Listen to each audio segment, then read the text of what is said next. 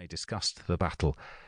They said that had not Garnier de Nablu, the master of the Hospitallers, lost his head and charged recklessly, then we would have retired to Arsuf and the battle might not have been won. I was there, and I was not certain. I was just a lowly squire clinging onto a banner with a yellow griffin on a blue background.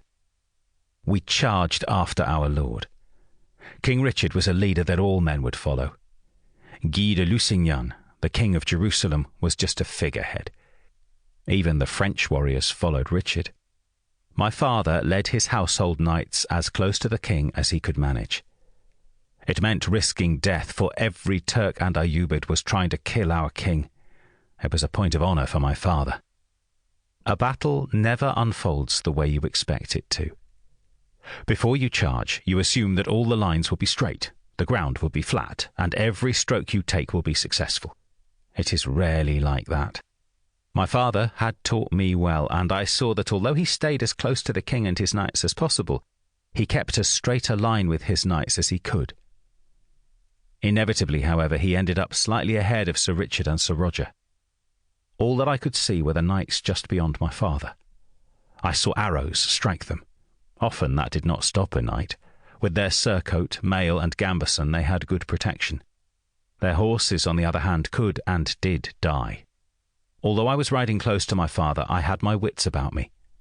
When I saw him lift his horse's head and stand in the saddle, then I knew he was leaping over something.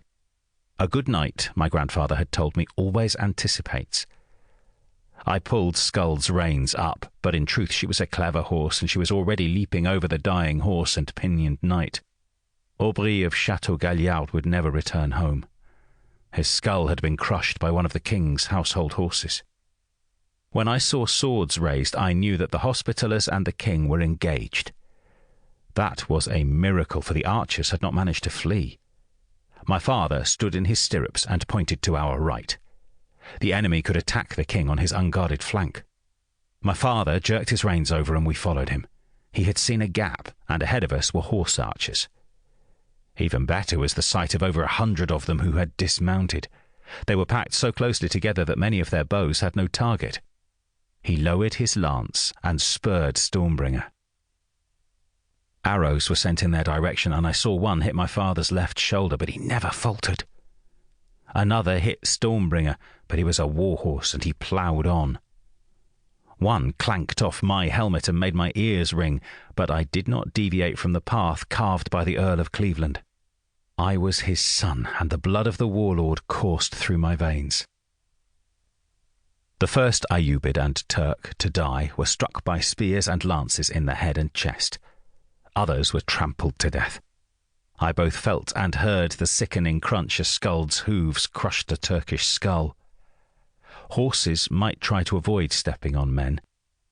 When the ground is a sea of them, then they cannot. My father's lance drove through the first Ayyubid horse archer and knocked him from his saddle. I drew my sword, holding my reins and the standard in my left hand. It meant that I had no shield. Had an archer aimed at me, then I had little protection. The range was so close that even my mail would not have stopped it. My father allowed the Ayyubid to slide from the lance.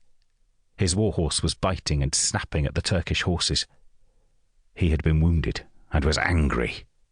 As my father skewered a second horse archer, his other household knights slew their foes, and we carved a hole deep into the flank of the horse archers. They tried to flee. Their horses were small and swift and could normally outrun our war horses. They were stopped by the sheer weight of numbers. When their spears were shattered, our knights drew their swords. Had my father held out his hand, then I would have given him the spear which I held with the standard. He drew his sword and would not need a spear.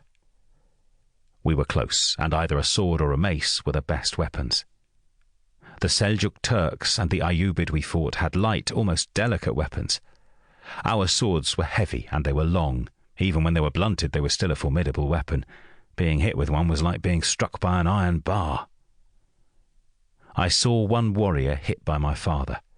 His helmet and head were split, and the sword drove deep into his neck. Sir Richard and Sir Roger were laying about them with their swords, so that there was nothing for me to do.